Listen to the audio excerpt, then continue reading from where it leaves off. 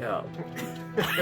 Alright guys, this is Isaac as a Mundane Wizard. Welcome you to the channel here. I'm interested in doing all kinds of fantasy, role-playing, trading card games, Magic the Gathering, everything like that. So subscribe if you like any of that stuff. Today we've got a deck tech video for the Thief deck, made by my brother. Hi, I'm Rob, and I'm going to be playing the Thief today.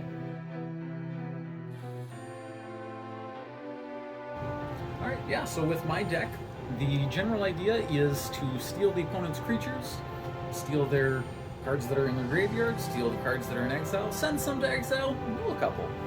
Basically, if it's not your card, who cares? It's your card.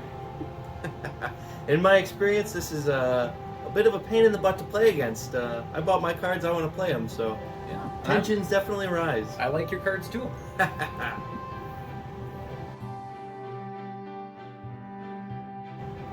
So I geared this deck towards kind of modularity. You never know what opponents you're going to face in Commander. I gave myself three options: Nilahur, Send Triplets, and Merrick Rebarrett. That way we've got options for if a person likes to play a lot of cards during your turn, we can stop that with Send Triplets. If they've got a low curve commander, Merrick Rebarrett. And just for general purpose, we definitely can use Nilahur. Got the idea for the deck. Got the idea from the deck searching around. I found Tasha the Witch Queen. Kind of was interested in the concept of playing spells that aren't ours. What kind of cards are out there? Did a little bit of research with EDH Rec. Found that I had these options and a lot more out there. Definitely, I've seen you get creative with how these games go, so it'll be interesting to see how you perform against these other competitors. So, are there any notable payoffs in here, or special cards or inclusions, extra bits of synergy you want to call out specifically? Yeah, the deck has a lot of rogue payoffs. Zereth Sand the Trickster is kind of one of the core rogues that I put into the deck. With him having flash and being able to put himself onto the field for only 4 mana and take the place of an unblocked rogue. I mean, how often do rogues get blocked? I've got a good number in here that are unblockable and a good number that have benefits for when they're bounced back to your hand and play them again. For example, Thieving Skydiver, when it enters the battlefield, it has a character cost to be able to steal artifacts. And we just had a great set come out recently, Brothers War, a lot of artifacts in there, and I'd love to make them part of my deck as well. Definitely a bunch of fantastic inclusions to continue to build your deck forward as you go. And if anybody's going to be doing thieving or stealing, it's going to be the rogues. Absolutely. I also have a couple other payoffs. Going back to the concept of the deck of stealing other people's cards, we've got Mnemonic Betrayal, playing cards from people's graveyards. Elder Brain, great card for stealing cards, especially straight out of people's hands. Tavesh Set, great card, great Planeswalker, good at stealing people's commanders right out of the command zone. You think you're safe in the command zone, you're not. Nowhere is safe. Mm-hmm.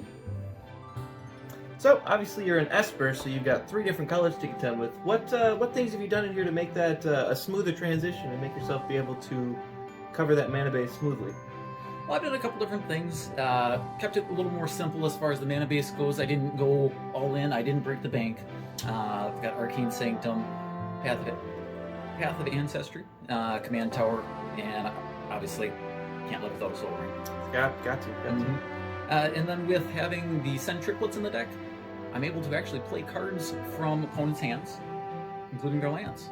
Oh. So, ideally throughout the game, I'll be playing lands that aren't mine, but, you know, they feel like mine. Yeah, definitely. So no mana vaults, no mana crypts, no black lotuses, but a reliable mana base nonetheless. Absolutely. So, Rob, obviously, the rogues aren't the thickest of boys. What do you have planned for if it starts getting hot under the collar and some opponents start putting some pressure on you? Well, if it gets taken late and the opponents have kind of cleared out the creatures that I've taken from them, they've gotten to the creatures that I've put out, they kind of cleared me out a little bit.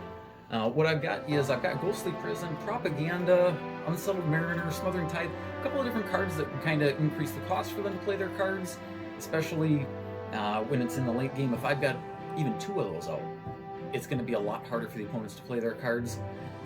And I've also got a couple of board wipes in here, Supreme Verdict and Damn, kind of a good modal card where you can play the overload cost, you can pay the regular cost for kind of that more pinpoint precision removal. And then kind of keeping it true to the deck, I've got Evil Twin for one of the creatures.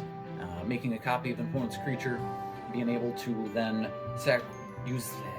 being able to use that card for removing their creature with the same name.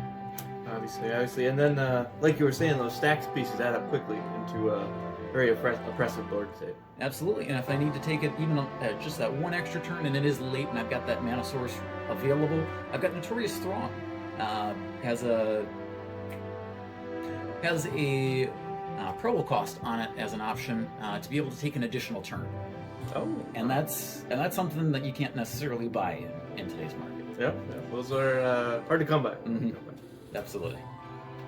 So Rob, is there anything specific you want to do, or anything you want to make happen in this game? Yeah, my goal when I go out there is probably going to be just to steal somebody's commander. That's going to be step one, and then ideally with, as I said before, Tadashi set, able to steal everybody's commander from everywhere.